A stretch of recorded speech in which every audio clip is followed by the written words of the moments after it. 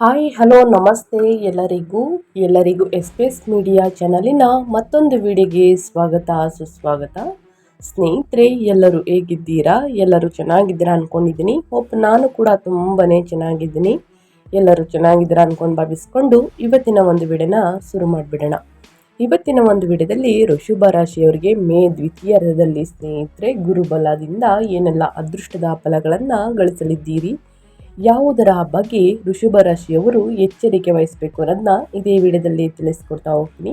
ಅದು ನಿಮ್ಮ ವ್ಯಾಪಾರದಲ್ಲಾಗಬಹುದು, ವ್ಯವಹಾರದಲ್ಲಾಗ್ಬೋದು, ಹಣಕಾಸಿನಲ್ಲಾಗ್ಬೋದು, ನಿಮ್ಮ ಹೆಲ್ತ್ ಬಗ್ಗೆ, ಮಕ್ಕಳ ಭವಿಷ್ಯ, ಕೌಟುಂಬಿಕ ಜೀವನ, ಒಟ್ಟಾರೆಯಾಗಿ ವೃಷಭ ರಾಶಿಯವರಿಗೆ ಮಾತ್ರ ಇದೇ ವಿಡಿಯೋದಲ್ಲಿ ತಿಳಿಸ್ಕೊಡ್ತಾ ಹೋಗ್ತೀನಿ. ಏನೆಲ್ಲ ಬದಲಾವಣೆಗಳನ್ನು ಗ್ರಹಗಳು ಸೂಚಿಸಲಿದೆ, ಯಾವುದರ ಬಗ್ಗೆ ಬಹಳಷ್ಟು ಎಚ್ಚರಿಕೆ ವಹಿಸಬೇಕು ಅನ್ನೋದನ್ನ ತಿಳಿಸ್ಕೊಡ್ತಾ ಹೋಗ್ತೀನಿ. ಇದನ್ನೆಲ್ಲ ಕಂಪ್ಲೀಟಾಗಿ ತಿಳ್ಕೊಬೇಕು ಅಂದರೆ ಎಲ್ಲೂ ಕೂಡ ವಿಡಿಯೋನ ಸ್ಕಿಪ್ ಮಾಡಬಾರ್ದು. ಅಂದರೆ ವಿಡಿಯೋನ ಕಟ್ ಮಾಡಿ ಓಡಿಸ್ಕೊಂಡೋಗಿ ನೋಡ್ತೀನಿ ಅಂದರೆ ಫುಲ್ ಇನ್ಫಾರ್ಮೇಷನ್ ಅರ್ಥ ಆಗಲ್ಲ. ಸೊ ಹಾಗಾಗಿ ಎಲ್ಲ ವಿಡಿಯೋದಲ್ಲೂ ತಿಳಿಸ್ತಾ ಇರ್ತೀನಿ. ಮೊದಲಿಂದ ಕೊನೆ ತನಕ ವಿಡಿಯೋನ ವಾಚ್ ಮಾಡಿ. ವಿಡಿಯೋದಲ್ಲಿ ಒಳ್ಳೆ ಮಾಹಿತಿ ಸಿಕ್ಕಿದ್ದಲ್ಲಿ ತಪ್ಪದೆ ವಿಡಿಯೋಗೊಂದು ಲೈಕ್ ಕೊಟ್ಟು, ಇನ್ನೂ ನನ್ನ ಚಾನಲ್ನ ಸಬ್ಸ್ಕ್ರೈಬ್ ಮಾಡ್ಕೊಂಡಿಲ್ಲ ಅಂದರೆ ಎಸ್ ಪಿ ಎಸ್ ಮೀಡಿಯಾಗೆ ಸಬ್ಸ್ಕ್ರೈಬ್ ಆಗಿ ನಿಮ್ಮ ಅಭಿಪ್ರಾಯಗಳನ್ನು ಕಮೆಂಟ್ ಬಾಕ್ಸಲ್ಲಿ ತಿಳಿಸಬಹುದು. ಯಾರೆಲ್ಲ ಸಬ್ಸ್ಕ್ರೈಬ್ ಮಾಡಿಕೊಂಡು ಪ್ರತಿನಿತ್ಯ ವಿಡಿಯೋ ವಾಚ್ ಮಾಡ್ತಿದ್ದೀರಾ ಅಂಥವರಿಗೆ ಥ್ಯಾಂಕ್ ಯು ಸೋ ಮಚ್ ಅಂತ ಹೇಳ್ತಾ ವಿಡಿಯೋದ ಕಡೆ ಗಮನ ಕೊಟ್ಬಿಡೋಣ ಸ್ನೇಹಿತರೆ. ಹೌದು, ವೃಷಭ ರಾಶಿಯವರಿಗೆ ಒಟ್ಟಾರೆಯಾಗಿ ಹೇಳಬೇಕು ಅಂದರೆ ಸಾಕಷ್ಟು ಬದಲಾವಣೆಯನ್ನು ನೋಡಲಿದ್ದೀರಿ. ಅದರಲ್ಲೂ ಕೂಡ ವ್ಯಾಪಾರ ವ್ಯವಹಾರದಲ್ಲಿ ಸಾಕಷ್ಟು ಬದಲಾವಣೆ ಅಂತಲೇ ಹೇಳಬಹುದು. ಹಂಗಿದ್ರೆ ವ್ಯಾಪಾರ ವ್ಯವಹಾರದಲ್ಲಿ ಏನೆಲ್ಲ ಬದಲಾವಣೆಯನ್ನು ನೋಡಲಿದ್ದೀರಿ ಅನ್ನೋದನ್ನ ನೋಡೋದಾದರೆ, ವೃಷಭ ರಾಶಿಯವರಿಗೆ ಸ್ನೇಹಿತರೆ ಒಟ್ಟಾರೆಯಾಗಿ ಹೇಳಬೇಕು ಅಂತಂದರೆ ನಿಮ್ಮ ರಾಶಿಗೆ ಯೋಗಕಾರಕ ಮತ್ತು ಕರ್ಮಾಧಿಪತಿಯಾದಂತಹ 10ನೇ ಮನೆಯ ಅಧಿಪತಿ ಶುಕ್ರನು ಮೇ ದ್ವಿತೀಯಾರ್ಧದಂದು ಸ್ನೇಹಿತರೆ ಪಂಚಮ ಸ್ಥಾನದಲ್ಲಿ ಸ್ವಕ್ಷೇತ್ರದಲ್ಲಿ ಇರುವುದರಿಂದ ತಿಂಗಳ ದ್ವಿತೀಯಾರ್ಧದಲ್ಲಿ ನಿಮ್ಮ ವೃತ್ತಿ ಜೀವನ ಅತ್ಯಂತ ಸೃಜನಾತ್ಮಕವಾಗಿ ಪ್ರಶಂಸೆಗಳೊಂದಿಗೆ ಸಾಗುತ್ತದೆ. ಒಟ್ಟಾರೆಯಾಗಿ ಈ ತಿಂಗಳ ಪ್ರಮುಖ ಮುಖ್ಯಾಂಶಗಳನ್ನು ಹೇಳೋದಾದರೆ, ಅದ್ಭುತವಾದಂತಹ ಧನಯೋಗ.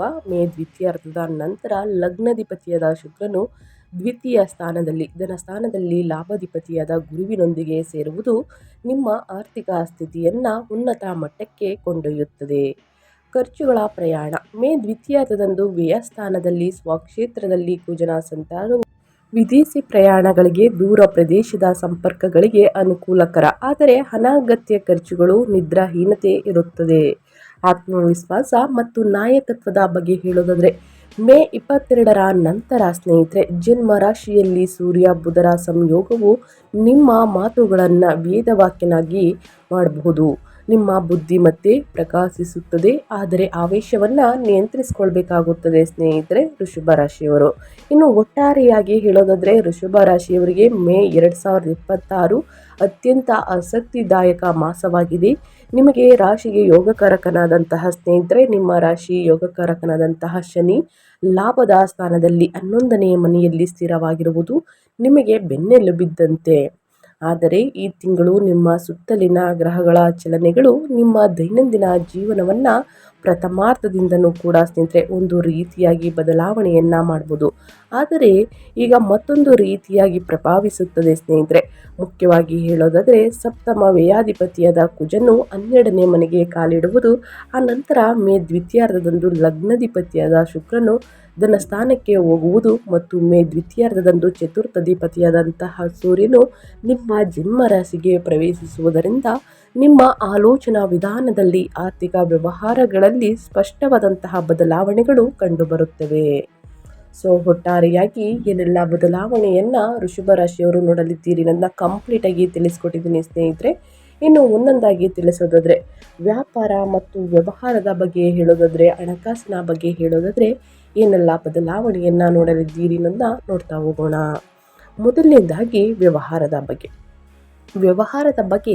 ನಿಮ್ಮ ರಾಶಿಗೆ ಕರ್ಮ ಅಂತಲೇ 10ನೇ ಮನೆಗೆ ಮತ್ತು ಭಾಗ್ಯದ ಸ್ಥಾನಕ್ಕೆ ಸ್ನೇಹಿತರೆ ಶನಿ ಲಾಭದ ಸ್ಥಾನದಲ್ಲಿ ಇರುವುದರಿಂದ ಉದ್ಯೋಗಿಗಳಿಗೆ ಬಲವಾದಂತಹ ರಕ್ಷಾ ಕವಚದಂತಿದೆ. ತಿಂಗಳ ದ್ವಿತೀಯಾರ್ಧದಲ್ಲಿ ಚತುರ್ಥಾಧಿಪತಿಯಾದಂತಹ ಸೂರ್ಯನು 12ನೇ ಮನೆಯಲ್ಲಿ ಉಚ್ಚ ಸ್ಥಿತಿಯಲ್ಲಿ ಇರುವುದರಿಂದ ಉದ್ಯೋಗದ ನಿಮಿತ್ತ ವಿದೇಶಿ ಪ್ರಯಾಣ ಮಾಡುವ ಅವಕಾಶ ಅಥವಾ ದೂರದ ಪ್ರದೇಶಗಳಿಗೆ ವರ್ಗಾವಣೆಯಾಗುವಂತಹ ಸೂಚನೆಗಳಿವೆ. ನಿಮ್ಮ ಮೇಲೆ ಕೆಲಸದ ಒತ್ತಡ ಹೆಚ್ಚಿದ್ದರೂ ಕೂಡ ಅದನ್ನು ಸಮರ್ಥವಾಗಿ ಪೂರ್ಣಗೊಳಿಸಲಿದ್ದೀರಿ ಅಂತಲೇ ಹೇಳಬಹುದು. ಇನ್ನು ಅದೇ ನಂತರ ಸ್ನೇಹಿತರೆ, ಸೂರ್ಯ ಮತ್ತು ಬುಧ ನಿಮ್ಮ ಜನ್ಮ ರಾಶಿಗೆ ಲಗ್ನಕ್ಕೆ ಪ್ರವೇಶಿಸಿ ನಿಮ್ಮ ಕೆರಿಯರ್ನಲ್ಲಿ ಅತ್ಯಂತ ಅನುಕೂಲಕರವಾದ ಬದಲಾವಣೆ.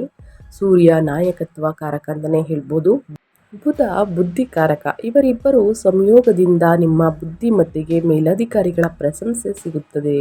ನೀವು ತೆಗೆದುಕೊಳ್ಳುವ ನಿರ್ಧಾರಗಳು ಅತ್ಯಂತ ನಿಖರವಾಗಿರುತ್ತವೆ. ಆದರೆ ಲಗ್ನದಲ್ಲಿರುವಂತಹ ಸೂರ್ಯನಿಂದಾಗಿ ನಿಮ್ಮಲ್ಲಿ ಅಧಿಕಾರ ಗರ್ವ ಹೆಚ್ಚಾಗುತ್ತದೆ. ಸಹೋದ್ಯೋಗಿಗಳ ಮೇಲೆ ಪ್ರಾಬಲ್ಯ ಮೆರೆಯದೆ ಹೊಂದಾಣಿಕೆಯಿಂದ ಇದ್ದರೆ ಬಡ್ತಿ ಅಥವಾ ಇನ್ಕ್ರಿಮೆಂಟ್ಗಳು ಖಂಡಿತ ಬರುತ್ತವೆ ಅಂತಲೇ ಹೇಳಬಹುದು. ಅದೇ ರೀತಿ ಸ್ನೇಹಿತರೆ, ನಿಮ್ಮ ಲಗ್ನಾಧಿಪತಿಯಾದ ಶುಕ್ರನು ದ್ವಿತೀಯ ಸ್ಥಾನಕ್ಕೆ ಹೋಗುವುದರಿಂದ ನಿಮ್ಮ ಬ್ರ್ಯಾಂಡ್ ಇಮೇಜ್ ಹೆಚ್ಚಾಗುತ್ತದೆ. ವಾಕ್ಚಾತುರ್ಯದಿಂದ ಹೊಸ ಕ್ಲೈಂಟ್ಗಳನ್ನು ಆಕರ್ಷಿಸುತ್ತೀರಿ. ವ್ಯಾಪಾರ ಪಾಲುದಾರರೊಂದಿಗಿದ್ದಂತಹ ಸಣ್ಣ ಪುಟ್ಟ ಭಿನ್ನಾಭಿಪ್ರಾಯಗಳು ದೂರವಾಗುತ್ತವೆ. ಸಪ್ತಮಾಧಿಪತಿಯಾದಂತಹ ವ್ಯಾಪಾರಕಾರಕ ಕುಜನು ಮೇ ದ್ವಿತೀಯಾರ್ಧದವರೆಗೆ ಲಾಭದ ಸ್ಥಾನದಲ್ಲಿ ಶನಿಯೊಂದಿಗೆ ಇರುವುದರಿಂದ ತಿಂಗಳ ದ್ವಿತೀಯಾರ್ಧದಲ್ಲಿ ಕಷ್ಟಪಟ್ಟು ಲಾಭವನ್ನು ಗಳಿಸುತ್ತೀರಿ. ಆದರೆ ಕುಜನು ವ್ಯಯಸ್ಥಾನವಾದಂತಹ ಮೇಷಕ್ಕೆ 12ನೇ ಮನೆಗೆ ಹೋಗುವುದರಿಂದ ವ್ಯಾಪಾರದಲ್ಲಿ ಹೂಡಿಕೆಗಳ ವಿಷಯದಲ್ಲಿ ಬಹಳ ಎಚ್ಚರಿಕೆಯಿಂದ ಇರಬೇಕು. ಅನಗತ್ಯ ಪ್ರಯೋಗಗಳನ್ನು ಮಾಡಬೇಡಿ. ಇಂಪೋರ್ಟ್ ಮತ್ತು ಎಕ್ಸ್ಪೋರ್ಟ್ ಬಹುರಾಷ್ಟ್ರೀಯ ಕಂಪನಿಗಳೊಂದಿಗೆ ವ್ಯಾಪಾರವನ್ನು ಮಾಡುವವರಿಗೆ ಈ ಸಮಯ ಲಾಭದಾಯಕವಾಗಿದೆ ಅಂತಲೇ ಹೇಳಬಹುದು. ಏನೆಲ್ಲ ಬದಲಾವಣೆಯನ್ನು ವ್ಯಾಪಾರ ವ್ಯವಹಾರದಲ್ಲಿ ವೃಷಭ ರಾಶಿಯವರು ಗುರು ಸಂಚಾರದಿಂದ ನೋಡಲಿದ್ದೀರಿ ಅಂತ ಕಂಪ್ಲೀಟಾಗಿ ತಿಳಿಸ್ಕೊಟ್ಟಿದ್ದೀನಿ ಸ್ನೇಹಿತರೆ. ಏನೇ ಡೌಟ್ಸ್ ಇದ್ರೂ ಕೂಡ ಕಮೆಂಟ್ ಮಾಡಿ. ಈ ಅದೃಷ್ಟ ರಾಶಿ ನಿಮ್ಮ ಕುಟುಂಬದಲ್ಲಿ ಮತ್ತು ನಿಮ್ಮ ಸ್ನೇಹಿತರಲ್ಲಿ ಅಥವಾ ನಿಮ್ಮ ಹಿತೈಷಿಗಳು ಯಾರೇ ಆಗಿದ್ರೂ ಕೂಡ ಅವ್ರಿಗೆ ವಿಡಿಯೋವನ್ನು ಶೇರ್ ಮಾಡಿ. ನಿಮ್ಮ ಕಡೆಯಿಂದ ಅದೃಷ್ಟದ ಭವಿಷ್ಯವನ್ನು ಅವರು ಕೂಡ ತಿಳ್ಕೊಂಡಂಗಾಗುತ್ತೆ. ಓಕೆ, ಇನ್ನು ಮುಂದಿನದಾಗಿ ಹೇಳೋದಾದರೆ ಹಣಕಾಸಿನ ಬಗ್ಗೆ. ನಿಮ್ಮ ಆರ್ಥಿಕ ಸ್ಥಿತಿ ಹೇಗಿರಲಿದೆ, ಯಾವುದರ ಬಗ್ಗೆ ಎಚ್ಚರಿಕೆ ವಹಿಸಬೇಕು ವೃಷಭ ರಾಶಿಯವರು ಅನ್ನೋದನ್ನ ನೋಡೋದಾದರೆ, ತಿಂಗಳ ದ್ವಿತೀಯಾರ್ಧದಲ್ಲಿ 12ನೇ ಮನೆಯಲ್ಲಿದ್ದಂತಹ ಸೂರ್ಯ ಮತ್ತು ಕುಜ ಇರುವುದರಿಂದ ಖರ್ಚುಗಳು ಗಗನಕ್ಕೇರುತ್ತವೆ. ಮನೆ ರಿಪೇರಿ, ವಾಹನಗಳಿಗೆ ಅಥವಾ ಪ್ರಯಾಣಗಳಿಗೆ ವಿಪರೀತವಾಗಿ ಹಣ ಖರ್ಚನ್ನು ಮಾಡುತ್ತೀರಿ. ಜೋಬಿನಲ್ಲಿ ಹಣ ಉಳಿಯುವುದು ಕಷ್ಟವಾಗುತ್ತದೆ ಅಂತಲೇ ಹೇಳಬಹುದು. ಆದರೆ ಮೇ ದ್ವಿತೀಯಾರ್ಧದಂದು ನಿಮ್ಮ ರಾಶಿಯ ಅಧಿಪತಿ ಶುಕ್ರನು ಧನಸ್ಥಾನವಾದಂತಹ ಮಿಥುನ ರಾಶಿಗೆ ಪ್ರವೇಶಿಸುವುದು ನಿಮ್ಮ ಆರ್ಥಿಕ ಸಮಸ್ಯೆಗಳಿಗೆ ಬ್ರೇಕ್ ಹಾಕುತ್ತದೆ ಸ್ನೇಹಿತರೆ. ಅಲ್ಲೇ ಈಗಾಗಲೇ ಇರುವಂತಹ 8 ಮತ್ತು 11ನೇ ಮನೆಯ ಲಾಭದ ಸ್ಥಾನಾಧಿಪತಿಯಾದಂತಹ ಗುರು ಭಗವಾನ್ ಇದ್ದಾರೆ.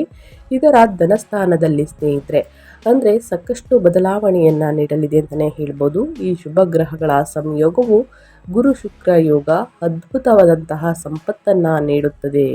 ಊಹಿಸದಂತಹ ಮಾರ್ಗಗಳ ಮೂಲಕ ಆದಾಯ ಬರುತ್ತದೆ. ನಿಂತು ಹೋಗಿದ್ದಂತಹ ಹಳೆಯ ಬಾಕಿಗಳು ವಸೂಲಿಯಾಗುತ್ತವೆ. ಉಳಿತಾಯ ಹೆಚ್ಚಾಗಲಿದೆ ಅಂತಲೇ ಹೇಳಬಹುದು. ಒಟ್ಟಾರೆಯಾಗಿ ವೃಷಭ ರಾಶಿಯವರು ಹಣಕಾಸಿನಲ್ಲಿ ಏನೆಲ್ಲ ಬದಲಾವಣೆಯನ್ನು ನೋಡಲಿದ್ದೀರಿ, ಯಾವುದರ ಬಗ್ಗೆ ಬಹಳಷ್ಟು ಎಚ್ಚರಿಕೆ ವಹಿಸಬೇಕು ಅನ್ನೋದನ್ನ ತಿಳಿಸ್ಕೊಟ್ಟಿದ್ದೀನಿ ಸ್ನೇಹಿತರೆ. ಇನ್ನು ಮುಂದಿನದಾಗಿ ಹೇಳೋದಾದರೆ ನಿಮ್ಮ ಹೆಲ್ತ್ ಬಗ್ಗೆ.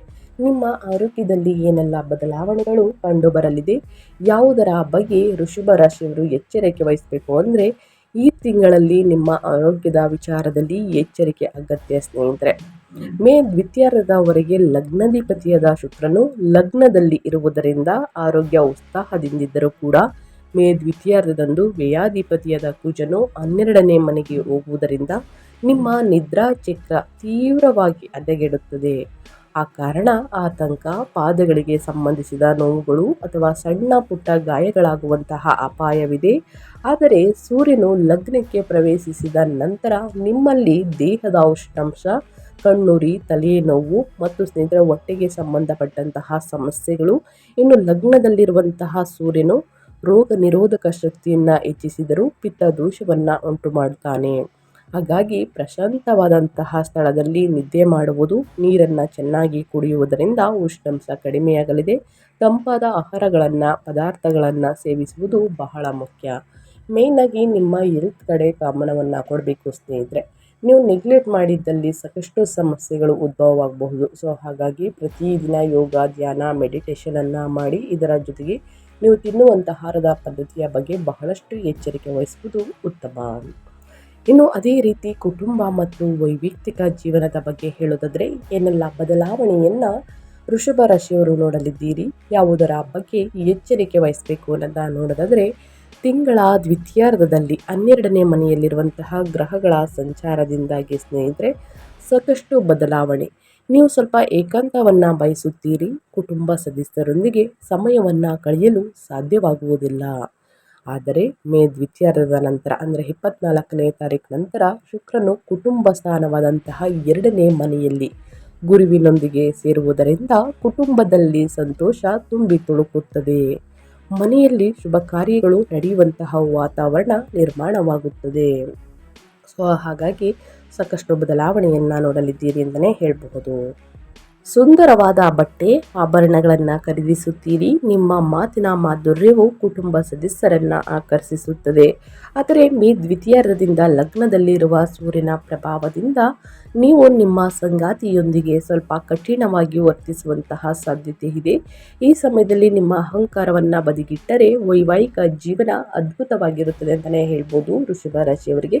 ಸೊ ಹಾಗಾಗಿ ಮನಸ್ತಾಪಗಳು, ಕೋಪ, ಜಗಳಗಳು, ವಾದ ವಿವಾದಗಳನ್ನೆಲ್ಲ ಆದಷ್ಟು ಸ್ನೇಹಿತರೆ ಕಡಿಮೆ ಮಾಡ್ಕೊಳ್ಳಿ. ಯಾಕಂದರೆ ಮುಂದಿನ ದಿನಗಳಲ್ಲಿ ಮನೆಯಲ್ಲಿ ಶುಭ ಕಾರ್ಯಗಳು ನಡೆಯಲಿದೆ. ಸೊ ಹಾಗಾಗಿ ಬದಲಾವಣೆಗಳನ್ನು ಆಗೋದಂತೂ ಖಂಡಿತ ಅಂತಲೇ ಹೇಳ್ಬೋದು.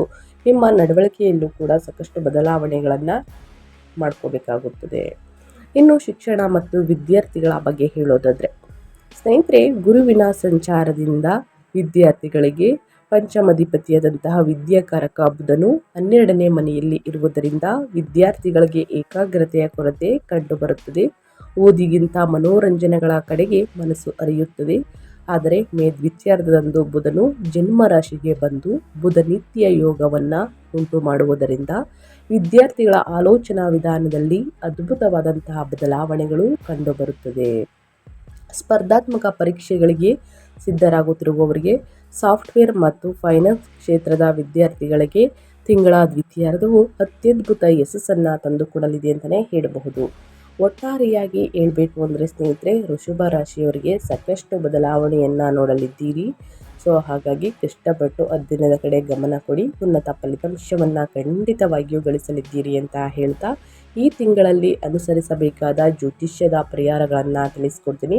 ಈ ಪರಿಹಾರಗಳನ್ನು ಅನುಸರಿಸುವುದರಿಂದ ಕಷ್ಟಗಳು, ಸಮಸ್ಯೆಗಳು, ಅಡಚಣೆಗಳು, ತೊಂದರೆಗಳು ಎಲ್ಲವೂ ಕೂಡ ಸಂಪೂರ್ಣವಾಗಿ ನಿವಾರಣೆಯಾಗಲಿದೆ.